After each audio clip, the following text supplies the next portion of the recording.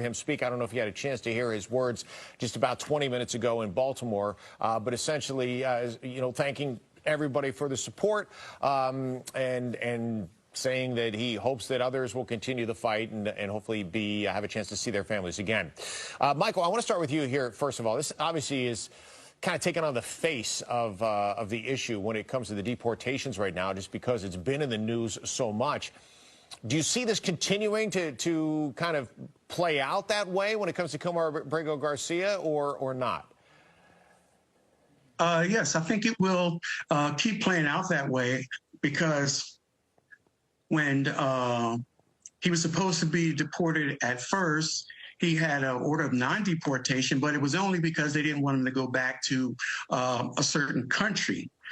So he actually has had, what do you call it, due process. He's had due process, and I would say most of the illegal aliens that are being deported, they don't have as much due process as Mr. Abrego Garcia has had. Erica, your thoughts? My thoughts are with the people that are out there protesting against what is going on.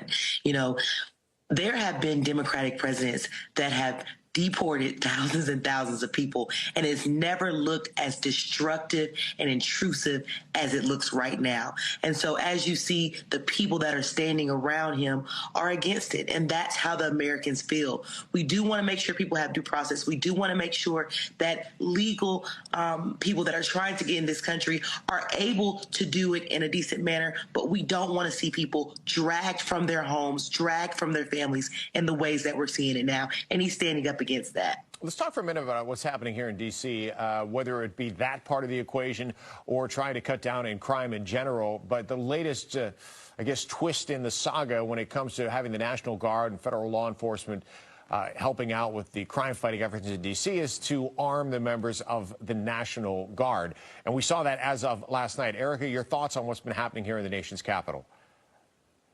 I think that is something that is unnecessary. As we saw the very first week of August 12th, that they came out full force with the National Guard, the numbers only went down, seemingly very small numbers. The numbers went down about 19% in crime. And the week before that, without the National Guard, the numbers went down 17%. So is all of this really needed?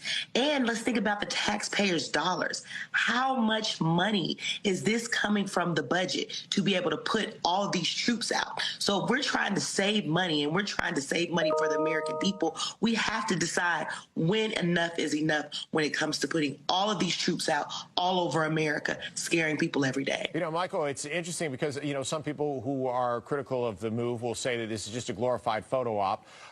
Some will say that look at the numbers and there have been arrests that have made, right? And when you look at the big picture, this administration is touting this not just to people in D.C., but to people all across the country. And they say, you know what, say it's a photo op. We're reaching people that we want to reach and say that there has to be something done about crime in this country.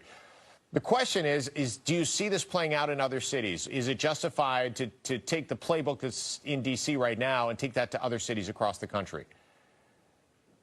I think that's going to be much more of a legal issue, because the actual citizens in a lot of these urban areas, they really want someone to do something about the high crime rate.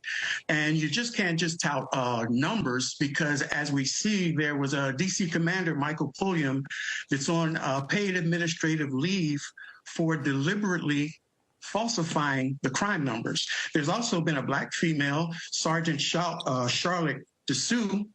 She has also just settled a lawsuit with the MPD for her reporting misclassified crimes. And so you notice they will always talk about the numbers, but they will never talk about what they did to make the numbers come down, because more than likely it has been a fudging of the numbers. Just like if you look at Mayor Giuliani, when he took over back in the 90s in New York, he had the broken windows theory, and that was to basically go after every crime and every